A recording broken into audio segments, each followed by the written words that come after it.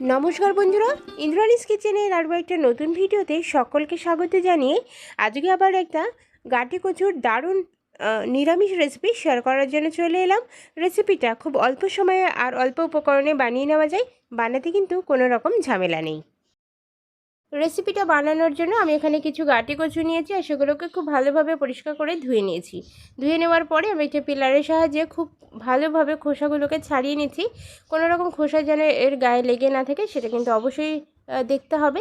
তো দেখুন বন্ধুরা, ঠিক একই রকমভাবে সমস্ত কচুর গাছিগুলোর খোসা আমি ছাড়িয়ে নিয়েছি, ছাড়িয়ে নিয়ে ধুয়ে নিয়ে এসেছি। এবার দেখুন, কচুগুলো যেহেতু একটু বড় সাইজের, সেদ্ধ হতে অনেকটাই সময় লেগে যাবে, তার জন্য একটু ছোট ছোট করে কেটে নেব যাতে সেদ্ধ হতে কম সময় লাগে। তো একটা কচুকে মোটামুটি 2 থেকে 3 টুকরো করে নেব এবং গোল গোল শেপ করে নেব। আমি আমার মতো কেটে নিচ্ছি, আপনারা আপনাদের পছন্দ অনুযায়ী যে কোনোভাবে কিন্তু কচুটাকে কাটতে পারেন। তো সমস্ত কচুগুলোকে একই রকমভাবে কেটে নিচ্ছি।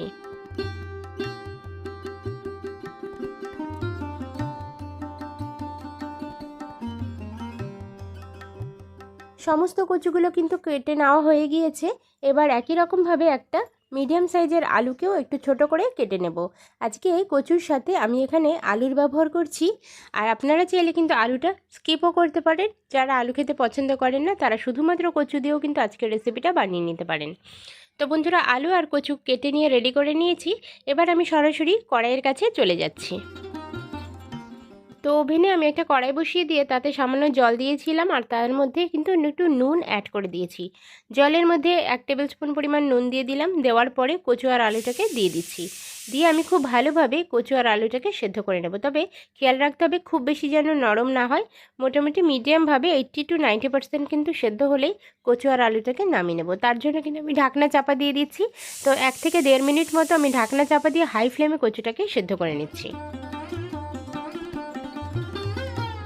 2 মিনিট মতো কচুটাকে সেদ্ধ করে নেওয়ার পরে আমি গ্যাসের ফ্লেম বন্ধ করে দিয়ে কচুটাকে নামিয়ে ঠান্ডা করে নেব।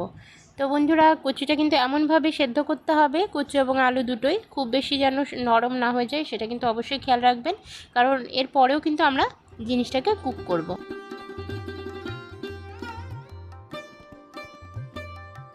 এই পর্যায়ে এসে এর মধ্যে আমি সামান্য পরিমাণ হলুদের গুঁড়ো দিয়ে দিলাম, আর তার সাথে দিয়ে দিচ্ছি পরিমাণ মতো নুন আর হলুদ দিয়ে দিলাম। এবার কালারের জন্য আমি এখানে সামান্য পরিমাণ কাশ্মীরি রেড চিলি পাউডার দিয়ে দিচ্ছি। তো কাশ্মীরি রেড চিলি পাউডারটা এটা কিন্তু কালারের জন্য ব্যবহার করা হচ্ছে, এটাতে ঝাল হয় না। খুব ভালোভাবে সমস্ত জিনিসগুলোকে হাত দিয়ে আমি মেখে নিচ্ছি। আলু আর কচুর মধ্যে আমি সামান্য পরিমাণ বেসন অ্যাড করে দেব, এতে করে রেসিপিটার টেস্ট কিন্তু অনেক গুণ ভালো হবে। তো 1 টেবিল স্পুন পরিমাণ বেসন আমি দিয়ে দিলাম। বেসনটা দেওয়ার পরে হাত দিয়ে খুব ভালোভাবে আরও একবার ম্যারিনেশন করে নেব।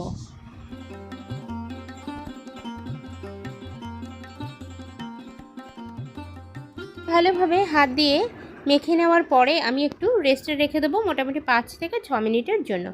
এরপরে আমি সরাসরি কড়াইয়ের কাছে চলে যাচ্ছি। ওভেনে একটা কড়াই বসিয়ে দিয়েছিলাম। কড়াইটা খুব ভালোভাবে গরম করে নিয়ে তাতে সর্ষের তেল দিয়ে তেলটাও খুব ভালোভাবে গরম করে নিতে হবে। তো বন্ধুরা দেখুন, 1-2 মিনিট একটু তেলটা নাড়াচাড়া করে নিলাম। এরপরে আমি ম্যারিনেট করে রাখা কচু এবং আলুটাকে এর মধ্যে দিয়ে দেবো। এবার খুব ভালোভাবে তেলের মধ্যেই কিন্তু এই জিনিসটাকে একটু ফ্রাই করে নিতে হবে। খুব বেশি ফ্রাই করা কড়কড়ো করে ভাজতে হবে এমনটা নয়, বাট একটু সাঁতলে নিতে হবে যাতে করে এর টেস্টটা অনেক গুণ বৃদ্ধি পায়। তো অবশ্যই একটু তেলের ওপরে এভাবে যদি একটু ভেজে নেওয়া হয় তাহলে কিন্তু রেসিপিটার টেস্ট অনেক গুণ বেড়ে যাবে। তো 2 থেকে 3 মিনিট জাস্ট একটু নাড়াচাড়া করে নিয়েই আমি কিন্তু নামিয়ে নেব।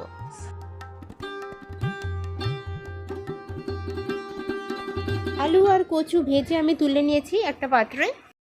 এদিকে নিয়েছি 3 থেকে 4টে মতো কাঁচা লঙ্কা, 1 ইঞ্চি মতো আদা, আর তার সাথে নিয়েছি 2টো টমেটো। তো এই জিনিসগুলোকে একটু ছোটো ছোটো করে কেটে নেব। সমস্ত জিনিসগুলো কেটে নেওয়ার পরে আমি কিন্তু মিক্সিং জারে বেটে নেব। তার জন্য একটু ছোটো করে কাটলেই হবে, খুব বেশি কুচি করার কিন্তু দরকার নেই। তো বন্ধুরা দেখুন, প্রথমে টমেটোটাকে কেটে নিলাম, একই সাথে আদাটাকেও এভাবে কেটে নিতে হবে এবং তার সাথে কাঁচা লঙ্কাকেও কেটে নিতে হবে। নেওয়ার পরে সমস্ত জিনিসগুলোকে আমি একটা বড় মিক্সিং জারের মধ্যে দিয়ে খুব সুন্দরভাবে একটা মিহি পেস্ট বানিয়ে নিচ্ছি।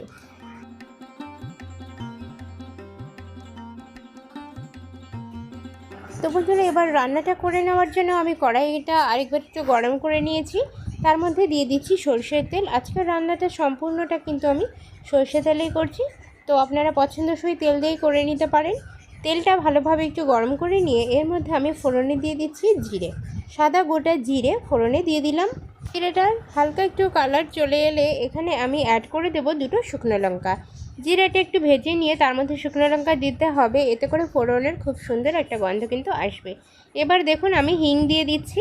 হিং এখানে খুবই সামান্য মাত্রায় ব্যবহার করব, খুব বেশি পরিমাণ হিং দেবো না। আর হিংটা যখন আমি দেবো আমি কিন্তু গ্যাসের ফ্লেমটাকে বন্ধ করে দিয়েছি।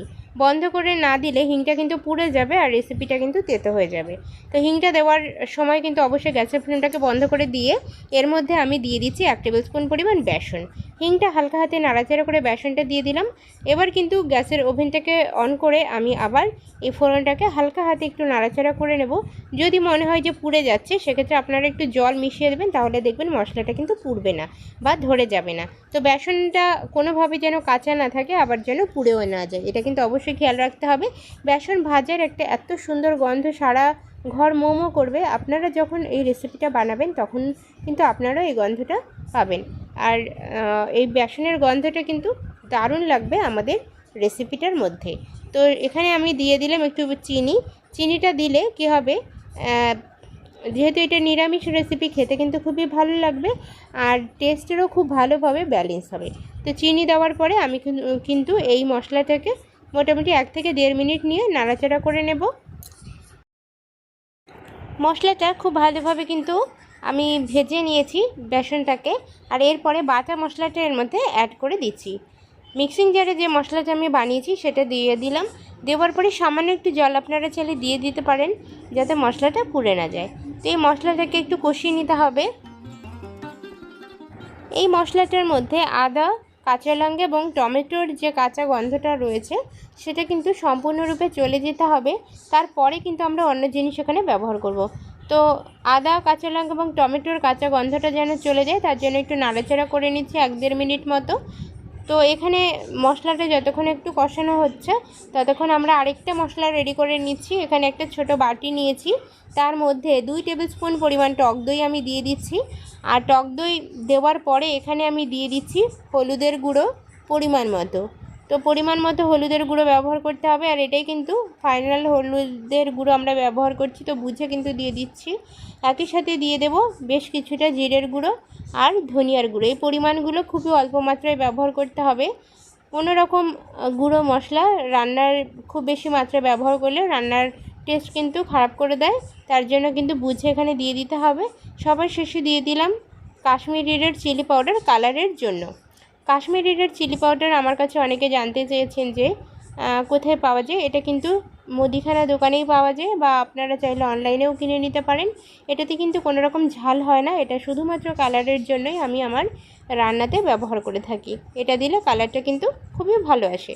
তো বন্ধুরা দেখুন একটু জল দিয়ে মশলাটাকে গুলে নিয়েছি, আর এই গোলা মশলাটাকে নিয়ে আমি সরাসরি কড়াইয়ের কাছে চলে যাচ্ছি।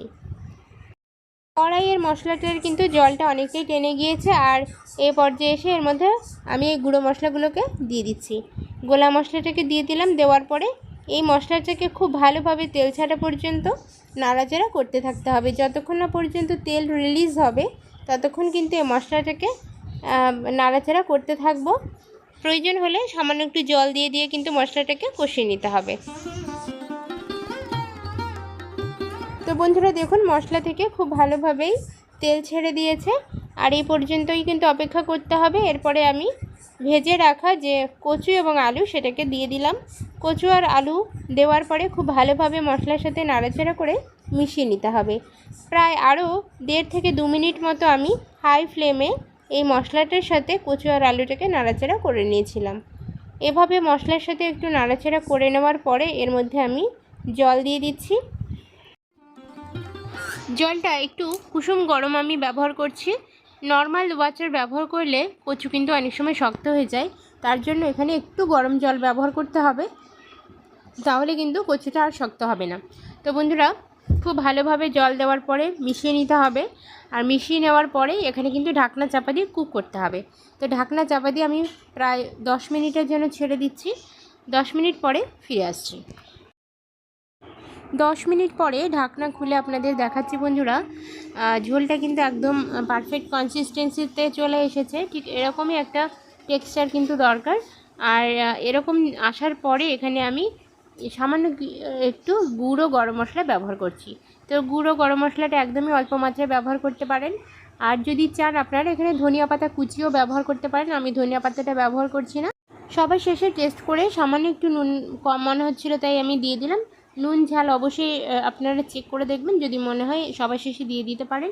ঢাকনা চাপা দিয়ে আমি 5 মিনিটের জন্য স্টিম করে রেখে দিয়েছিলাম, আর তারপরে পরিবেশন করেছিলাম গরম গরম ভাতের সাথে। তো এই রেসিপিটা ভাত ছাড়াও কিন্তু রুটি বা লুচি বা পরোটার সাথেও খাওয়া যায়। এতটাই সুন্দর খেতে হয়, যে কোনো নিরামিষ দিনে আপনারা রেসিপিটা বানিয়ে খেতে পারেন। আর এতটাই সুন্দর খেতে হয় যে একবার বানালে কথা দিতে পারি আবার কিন্তু এই রেসিপিটা আপনারা বানিয়ে খাবেন। তো কেমন লাগলো কমেন্ট সেকশানে জানাতে ভুলবেন না। ভালো লাগলে প্লিজ একটা লাইক করার অনুরোধ রইল।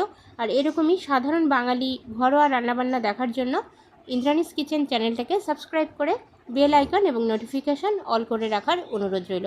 দেখা হচ্ছে পরবর্তী এপিসোডে নতুন একটা ভিডিওর সাথে। ততক্ষণের জন্য সকলে খুব ভালো থাকুন।